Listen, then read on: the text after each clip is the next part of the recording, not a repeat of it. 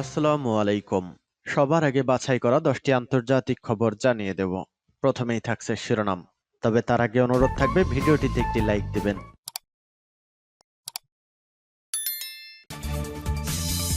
দখলদার ইসরায়েলি বাহিনী এবং ইরান পুরোদমে যুদ্ধ চলছে, জানিয়ে দিব হাতে থাকা সর্বশেষ আপডেট আন্তর্জাতিক সংবাদ। প্রথমেই সংবাদ শিরোনাম, নেতানিয়াহুর বাসভবনে আবারও ড্রোন হামলা।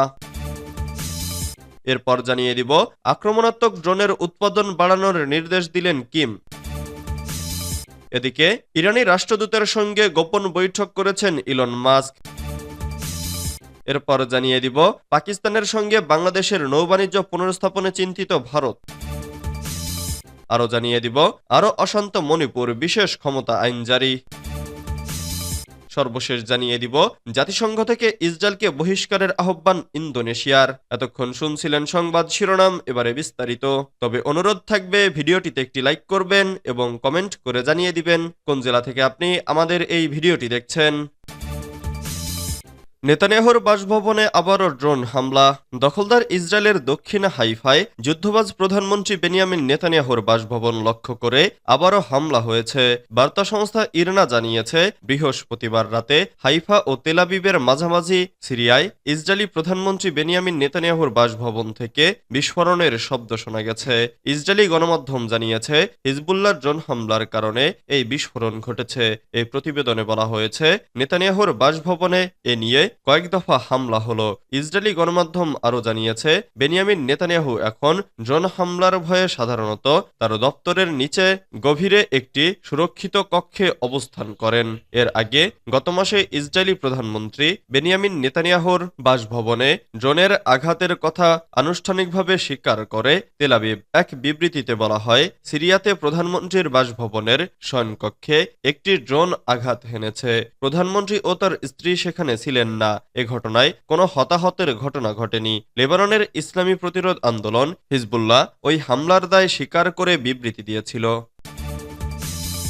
আক্রমণাত্মক ড্রোনের উৎপাদন বাড়ানোর নির্দেশ দিলেন কিম। উত্তর কোরিয়ার নেতা কিম জং উন আক্রমণাত্মক ড্রোন উৎপাদন বাড়ানোর নির্দেশ দিয়েছেন। শুক্রবার 15ই নভেম্বর রাষ্ট্রীয় গণমাধ্যমে দেওয়া এক বক্তব্যে তিনি একথা জানিয়েছেন। তিনি এমন সময় এই নির্দেশ দিলেন যখন রাশিয়ার সঙ্গে উত্তর কোরিয়ার গভীরতর সামরিক সহযোগিতা নিয়ে উদ্বেগ বাড়ছে।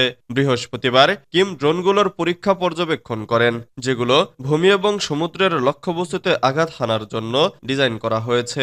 এই ড্রোন উত্তর কোরিয়ার আন্ডারম্যান্ড এয়ারিয়াল টেকনোলজি কমপ্লেক্স দ্বারা উৎপাদিত হয়েছে বলে কোরিয়ান সেন্ট্রাল নিউজ এজেন্সি জানিয়েছে।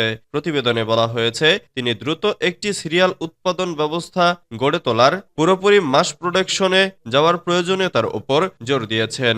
এই অমানবিক ড্রোনগুলো বিস্ফোরক বহন করতে সক্ষম এবং শত্রুর লক্ষ্যবস্তুতে ইচ্ছাকৃতভাবে আশ্রয় পড়ে। কার্যত এগুলো গাইডেড ক্ষেপণাস্ত্র হিসেবে কাজ করে। বৃহস্পতিবারের পরীক্ষায় ড্রোনগুলো নির্ধারিত পথ অনুসরণ করে সঠিকভাবে লক্ষ্যবস্তুতে আঘাত হেনেছে বলে কোরিয়ান সেন্ট্রাল নিউজ এজেন্সি জানিয়েছে।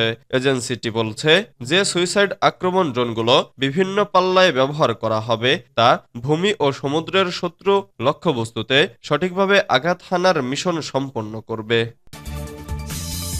ইরানি রাষ্ট্রদূতের সঙ্গে গোপন বৈঠক করেছেন ইলন মাস্ক। সম্প্রতি নবনির্বাচিত মার্কিন প্রেসিডেন্ট ডোনাল্ড ট্রাম্পের প্রশাসনের নতুন দপ্তরের দায়িত্ব পেলেন ইলন মাস্ক। এর মধ্যেই ইরানের রাষ্ট্রদূতের সঙ্গে তার গোপন বৈঠকের খবর প্রকাশ্যে এসেছে। দুই ইরানি কর্মকর্তা মার্কিন সংবাদ মাধ্যম নিউ ইয়র্ক টাইমসকে এ তথ্য জানিয়েছেন। শুক্রবার এক প্রতিবেদনে সংবাদ মাধ্যমটি এই খবর জানিয়েছে।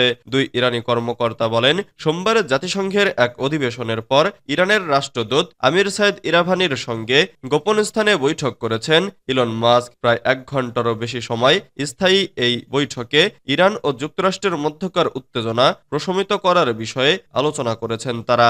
বৈঠকের গোপনীয়তা নিয়ে সূত্রগুলো জানায়, জনসমক্ষে নীতি নিয়ে তাদের আলোচনা করার অনুমোদন নেই, তাই গোপনে এই বৈঠক করতে হয়েছে।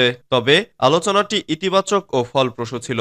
এ বিষয়ে জানতে চাইলে নিউ ইয়র্ক টাইমসকে ট্রাম্পের যোগাযোগ পরিচালক স্টিফেন চেউং বলেন, ব্যক্তিগত বৈঠকের বিষয়ে আমরা মন্তব্য করি না, বিশেষ করে বৈঠকটি হয়েছে কিনা। ইলন মাস্কের সঙ্গে যোগাযোগ করেও কোনো সাড়া পায়নি নিউ ইয়র্ক টাইমস। বৈঠকটির মাধ্যমে তেহরান ও ওয়াশিংটনের মধ্যকার উত্তেজনা কমার সম্ভাবনা তৈরি হয়েছে বলে মনে করছেন ইরান ইরানের এক ঊর্ধ্বতন কর্মকর্তা। তিনি বলেন, ইলন মাস্কের পক্ষ থেকেই এই বৈঠকের অনুরোধ করা হয়েছে এবং এতে রাষ্ট্রদূত সাড়া দিয়েছেন। পাকিস্তানের সঙ্গে বাংলাদেশের নৌবাণিজ্য পুনঃস্থাপনে চিন্তিত ভারত। স্বাধীনতা যুদ্ধের পর এই প্রথম পাকিস্তান থেকে বাংলাদেশে এসেছে পণ্যবাহী কোনো জাহাজ। বুধবার করাচি থেকে রওনা হয়ে চট্টগ্রাম বন্দরে নোঙর করে জাহাজটি। এই ঘটনাকে দুই দেশের মধ্যে প্রথম সারির সামুদ্রিক সংযোগ বলে উল্লেখ করেছেন ঢাকায় নিযুক্ত পাকিস্তান হাইকমিশন। এদিকে পাকিস্তান হাইকমিশনের বিবৃতিতে বলা হয়েছে, পাকিস্তানের সঙ্গে বাংলাদেশের নৌবাণিজ্য পুনরুত্থাপনে ভারত চিন্তিত।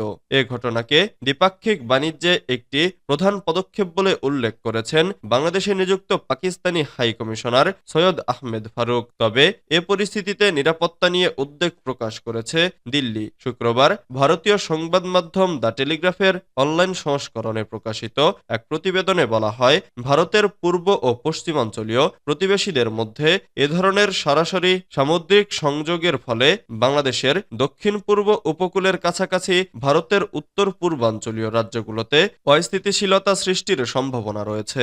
ভারতের নিরাপত্তা সংস্থার একটি সূত্র বলেছে, গত বছর মোংলা বন্দরের একটি টার্মিনালের অপারেটিং অধিকার সুরক্ষিত করে চীনের বিরুদ্ধে কৌশলগত জয়লাভ করেছিল ভারত। কিন্তু এখন পাকিস্তান চট্টগ্রাম বন্দরে প্রবেশাধিকার পেয়েছে। দুটি বন্দরের সমুদ্র পথে এখন পাকিস্তানি জাহাজ চলাচলের অনুমতি দেবে। বিষয়টি অবশ্যই এই অঞ্চলের ভূরাজনীতিতে প্রভাব ফেলবে, কারণ মিয়ানমার চট্টগ্রামের খুব কাছাকাছি। আরও অশান্ত মণিপুর, বিশেষ ক্ষমতা আইন জারি। গত কয়েকদিনে নতুন করে উত্তপ্ত হয়ে উঠেছে ভারতের মণিপুর। জিরিবাম, পশ্চিম ইস্ফলন, বিষ্ণুপুর সহ একাধিক জেলায় সংঘর্ষের পরিস্থিতি তৈরি হয়েছে। এবার পরিস্থিতি নিয়ন্ত্রণে আনতে বৃহস্পতিবার থেকে রাজ্য জুড়ে 6টি থানা এলাকায় নতুন করে চালু হলো সশস্ত্র বাহিনীর বিশেষ ক্ষমতা আইন। বৃহস্পতিবার ভারতের স্বরাষ্ট্র মন্ত্রণালয়ের জারি করা একটি বিজ্ঞপ্তিতে বলা হয়েছে, পশ্চিম ইস্ফলনের শেকমাই এবং লামসাং, পূর্ব ইস্ফলনের লালমাই, বিষ্ণুপুরের মৈরাং, কংপকপির লেইমাখং এবং জিরিবাম থানা এলাকায় নতুন করে আপোষপা চালু করা হয়েছে। উল্লেখ্য, গত মাসের শুরুতেই মণিপুরে 6 মাসের জন্য বর্ধিত হয়েছিল আপোষপার মেয়াদ। ইস্ফলন, বিষ্ণুপুর, জিরিবাম সহ 19টি থানা এলাকা বাদ দিয়ে গোটা রাজ্যেই এই আইনের মেয়াদ বৃদ্ধি করা হয়েছিল। এবার আরও 6টি থানায় বলবৎ হল সশস্ত্র বাহিনীর বিশেষ ক্ষমতা আইন। ওই 6টি এলাকাকে অশান্ত অঞ্চল বলে অভিহিত করেছে ভারতের স্বরাষ্ট্র মন্ত্রণালয়। বিজ্ঞপ্তিতে বলা হয়েছে, 6টি থানা এলাকায় নিরাপত্তা বজায় রাখতে এবং বিদ্রোহী গোষ্ঠীগুলোর কার্যকলাপ নিয়ন্ত্রণ করতেই এই পদক্ষেপ। জাতিসংঘ থেকে ইসরায়েলকে বহিষ্কারের আহ্বান ইন্দোনেশিয়ার। ইসরায়েলের সদস্যপদ বাতিলের জন্য জাতিসংঘের প্রতি আহ্বান জানিয়েছে ইন্দোনেশিয়া। দেশটির বার্তা সংস্থা আন্তারা জানিয়েছে, ইন্দোনেশিয়ার জনপ্রতিনিধি পরিষদ আন্তঃসংসদীয় সহযোগিতা কমিটি এ আহ্বান জানিয়েছে। এক বিবৃতিতে ডিপির আরআই এর চেয়ারপারসন মারদানি আলী সেরা বলেন, জাতিসংঘ থেকে ইসরায়েলকে বহিষ্কার করুন, কারণ ইসরায়েলি সামরিক বাহিনী পরিচালিত গণহত্যা অব্যাহত রয়েছে এবং আরও বেশি ক্ষয়ক্ষতি হচ্ছে। তিনি বলেন, শান্তি, মানবাধিকারের প্রতি শ্রদ্ধা এবং আন্তর্জাতিক সহযোগিতার উপর জোর দেওয়া জাতিসংঘ সনদ লঙ্ঘন করেছে ইসরায়েল।